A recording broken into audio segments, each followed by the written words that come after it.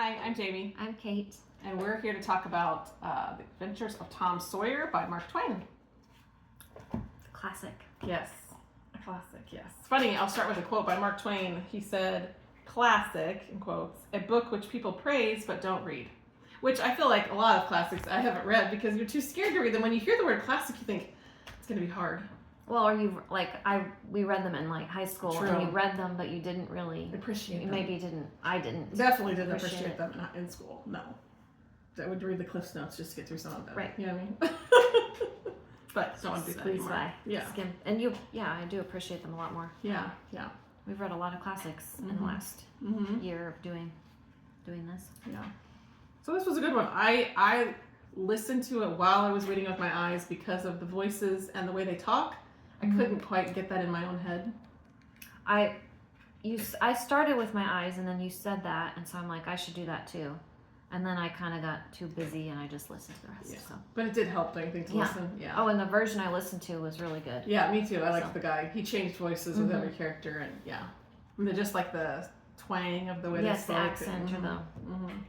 Because some of that, we just don't talk like that anymore, and so it's hard. I'm like, what do they mean? But if you hear someone else say it, it kind of makes it more, where they have tone or inflection in their voice. Yeah, it doesn't feel as disjointed. Yeah. Like when we read, not Gone with the Wind, but Mammy's story. Yes. I needed to listen to that too. Ruth's that Journey. helped a lot. Yes. Because all of those and the weird dialects. words that I'm like, what are these words? Yeah. That was like a abbreviation kind of, but they didn't put the first, the first syllable in. So just the way they talk. Right. And we probably do that too. I'm we sure. wrote the way we talk. Yeah. It would be like the slang, stuff like that. Slang that's not even slang today. That was slang back then is different. So it's tricky. So your kids were doing this for school. Yes. So they had to read this. So we had quite a lot that we learned from it, just because obviously it was for to learn from the literature and the style of writing and all of that. So that was good. That made it more interesting, So we live in Missouri. For anybody that doesn't know that. So this Mark Twain is from Missouri, so it I remember learning about him big time when I was in school, so probably just because of the close connection. So Hannibal, Missouri is not that far from here. Yeah. So I'd like to go. Yeah. There sometime. Yeah. Supposed to be really good wine Oh yeah. tastings and wine country over there. At the end when they're in that cave and the author is saying there's still this place where Injun Joe's cup is or whatever. I was like, I wonder if they have someone's made a little. Could be. It would be interesting to see all the Mark Twain stuff that's there. Yeah, that's true. We'll talk about that. So Tom is just forever getting into trouble. That's kind of the whole part of it is just like that, his conflict with the town and how he just can't live up to people's. It's with the adults, always something with the adults, but it's mischievous. And Huck comes in there, and Huck is. If you already know Huckleberry Finn, you already know he's kind of a, mischievous character as well. So the two of them together is interesting. Yeah. And back then, parents or guardians didn't, the kids just ran everywhere and did everything. And it's like, I don't know, So a lot of the stuff just never would happen. No. The whole getting lost in the cave at the end is like. Yeah, like they would have never left, the field trip would have never left without counting all the children or whatever, Yeah, that's scary. And all the other stuff, when they... Sneaking out, which I guess that still happens, but he would sneak out. Tom was raised by his aunt, older aunt, you know what I mean? So she could only do so much, and then Huck was an orphan, basically, so... Did he live just on the streets? I couldn't... I know, I feel like we need to read his story, too, to maybe go back to, his actual beginnings. Yeah. Because that's what you kind of gathered, he just doesn't have a home base, There were lots of times where I just laughed out loud at the writing. Sometimes it was just funny. You didn't quite... There was something at the end where he says, I borrowed a skiff from someone who was absent. Yeah. And you're like, it's not borrowing, but it just... Even the narrator of the book just it was so nonchalant. Of someone who is absolutely and you're well, just they're not there, so that's you're not borrowing, that's it. stealing, but okay. Like trying to justify what they're doing. I'm sure there were a lot more of those that I just didn't pick up because I was reading it too fast, listening to it too fast. Yeah, it was hard though. If you went too slow, I feel like parts of it could have got boring, but once it did pick up, it was like, okay, this is more interesting. You know, you have to get through it. Any kind of story, though, I feel like you have to get through kind of the ups and downs. Yeah. To get through it. What do you think about them witnessing the murder? Yeah, that would be, I feel like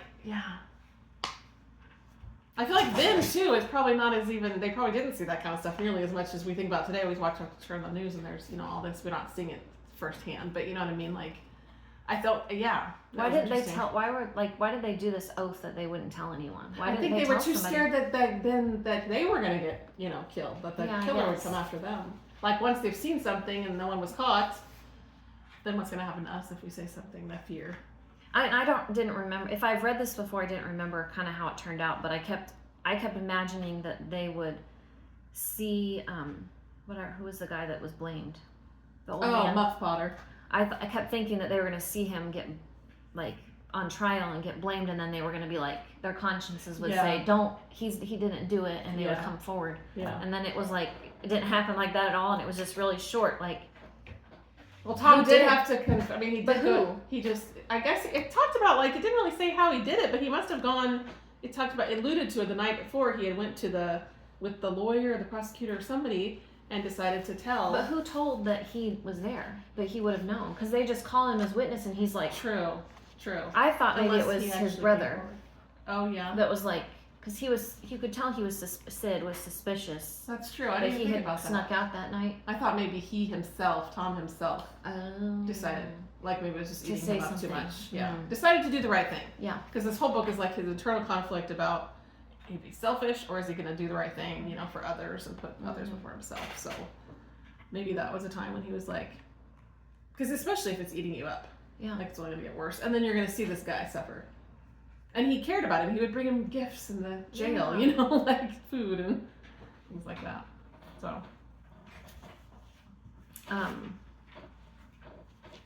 There's this quote, I'm sure this is probably a popular one, it's towards the beginning. The scene where he's whitewashing the fence. So Stephen and I were talking to, classic. Sorry, we weren't talking. We were watching a show, and in the show they referenced that scene of the whitewashing of fence. Yeah. And he was like, I don't get it. Yeah. And normally I wouldn't have understood either. Yeah, I don't think a lot of people may have. And I would have just kept going and not worried too much about it. Just like, this is a reference I didn't understand, like many references in this show that I don't understand. Yeah.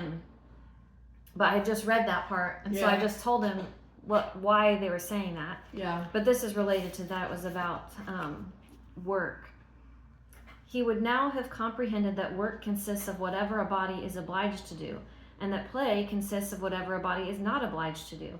And this would help him to understand why constructing artificial flowers or performing on a treadmill is work, whilst rolling 9 pins or climbing Mont Blanc is only amusement. There are wealthy gentlemen in England who drive 4-horse passenger coaches 20 or 30 miles on a daily line in the summer because the privilege costs them considerable money.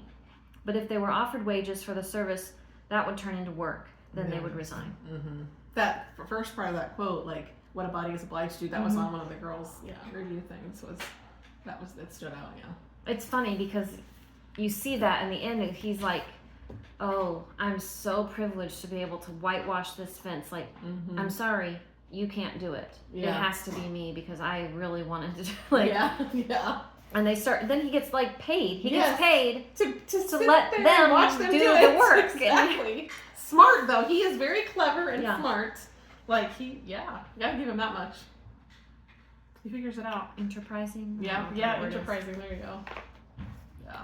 And then his little stuff with Becky. He like loves this girl Becky, and the engagement and like all this like young romance is so cute. But you all did that when you were a kid. How old do you think Tom is? I mean, like less than a teenager, don't you think?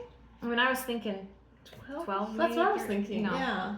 So I mean, old enough to like have these kind of like start to have I like feelings, you. Yeah. But not old enough to understand what it really. Yeah. But he cared about her enough. I mean, he lied for her. He stood up for her. He helped her when they got lost in the cave. Like he did care. Well, they got in their little spat. Yeah. Because he kind of confessed accidentally that he had been engaged to another girl. Right. She was like, oh, you've done this before. No. Right. So funny. Yeah.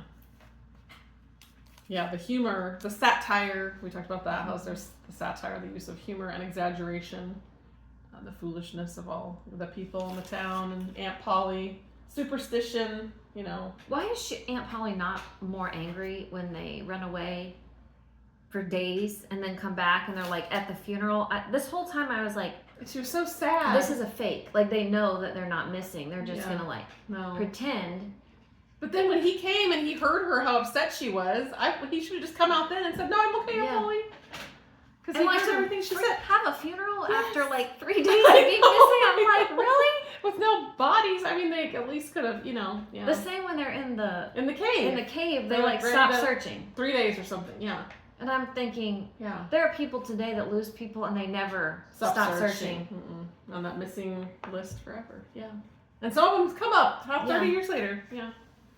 So you never know. I know, that was crazy. She was not like even mad. I know, it's weird. I would have been he mad, drove her but crazy, happy. but she never really got like full-blown temper. Yeah. Yeah. That's because she cared about it so much. He had that charm. Yes. You know? Yeah. Little weasel. For sure.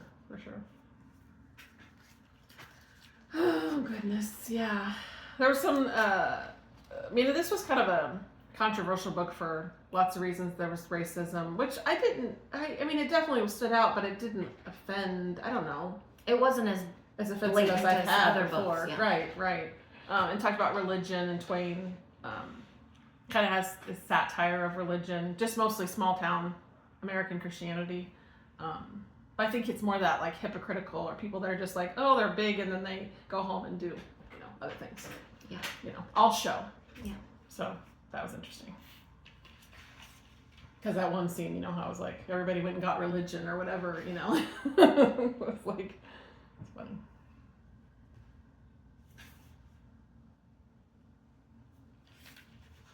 Yeah. There was another, this is at the end, quote, when they're lost, Tom and Becky are lost. Yeah. And for a little while, hope made a show of reviving, not with any reason to back it, but only because it is its nature to revive when the spring has not been taken out of it by age and familiarity with failure. It was they're just these like little nuggets, and I think I would have picked up more, just really, I don't know, just like these really interesting quotes, like or lines that. And the way they say it wouldn't have been how I would say it, but you're like, okay, yeah, that makes total sense. Yeah.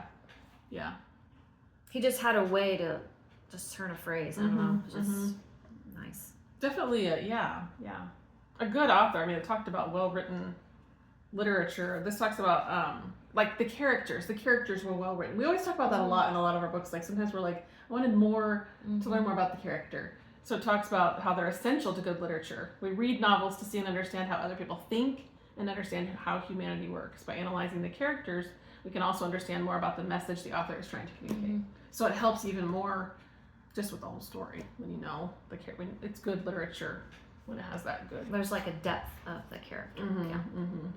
And you did get that with Tom. Yeah, for sure. He was such a huge part of it. All his shenanigans, I just can't get over that. It's crazy. Yeah, very mischievous, But it all points back to, just the way he is and his personality and, What do you think about them finding the treasure? Yeah. At the end? Yeah. I was like, well, I thought that might, That was a lot I wanted to look up how much money that would be in today's dollars, but they talk about how their dividends, essentially, like the money, the interest that they would earn was like $1 a day every day of the year. Yeah. So. Yeah. Was it $12,000 or something? I don't think so. I'd still like to find $12,000 that's today. Still a lot. Yeah, do something with it. Shoot. Do a lot of things. More than you think. But it was. But because of that was like the culmination of kind of all they went through. It was like, okay. So in Huck Finn, do you get more of his life with the widow? I don't know. I don't know if it's like before then, and if they interlude this a little bit. I don't know. I'll have to read that one. Because it seemed like I have a memory of more. Yeah, I don't remember it at all. I think I was like elementary school when we talked about Mark Twain and all that stuff, which is crazy because this is like, but I'm sure it was like more the children's abridged versions. We read the unabridged. Which one did we read? What is it? The abridged or the unabridged? Unabridged. Unabridged. We read the adult. That's what my girls read too. Was the adult. Yeah. Mine was. Which I read the large print, but it the chapters were off, like from the audiobook. Like it would be chapter 8 in the book, but chapter 7 in the audio, or vice versa. Because mine was the same. That's interesting. Huh. I don't know. Mine had pictures. Did yours have pictures? Mine had like these little pictures. So it's kind of fun. Looks like a nice. Yeah, I bought this on the half price books. How much did I buy for? Probably like $5. But yeah, it was nice. It had the nice, and then the big, like this big chapter. Each chapter. And I think it was in one of my kids' assignments. It was talking about journaling. This is random, but you were talking about the price of this, and it said like you read journals and stuff from back in the day, and you're like, just like that, finding the $12,000. Yeah. And you think it said specifically if you journal today, write down what things cost because later you'll be like, wow. Yeah. So even in 10 years, we'll be like, wow, it cost, because 10 years ago you think about how much stuff was, and it was like gas and a gallon of milk and eggs and all the things that have changed so much over time. Yeah, that's true. I think about that. That's kind of like the Farmer's Almanac. Yeah. You look back at how much, the weather and all the things that were occurring. Yeah. Yeah. So what do you think? What would you? Oh man, I hadn't either. I mean, good literature-wise, I would rate it pretty high because it is good literature. Yeah. You can't deny that. And after I, dived into all that is within it, not really realizing that made it even more. I could see the value in it. I think maybe 3.5. Because I liked it. Yeah. But I don't know that I liked it. Loved it. Yeah. And like 4 is loved it. That's true. 3.5. Yeah, 3. I could do maybe 4, but 3.5. Yeah. I think if I would have spent more time with it and really, really digested it and maybe thought more about some of the lines and written down more, because I listened to it on audio, I didn't. Maybe now you could have superficial. one of your children do it for Yes. school. Yes. And you can for sure dive in even deeper because now that you know more, it'll find it easier to talk to them about it. That's why I read it with them. So that I can be like, oh yeah, I remember this part, that was important, or, because they miss things or I miss things. So I think that's what mine would be. Yeah, I think I agree. If you do like close to 4, but not quite, I get, but good literature and good author and solid. That does, I guess you could say 4 because we've done that before sometimes where it was like a really good book, it was just not, it was like nothing. That gripped us. Gripping. Like, oh yeah, that was such a great story. I mean, it was an interesting story, but it wasn't. Yeah. But the writing being so good kind of pushes it over into the love it side. I agree. And maybe if we read Huck Finn, it'll be even more. It's like he brings more of it together. More of that character. So yeah. All right. Don't have much else. Yeah. That's it. Keep on reading, raising, and praising.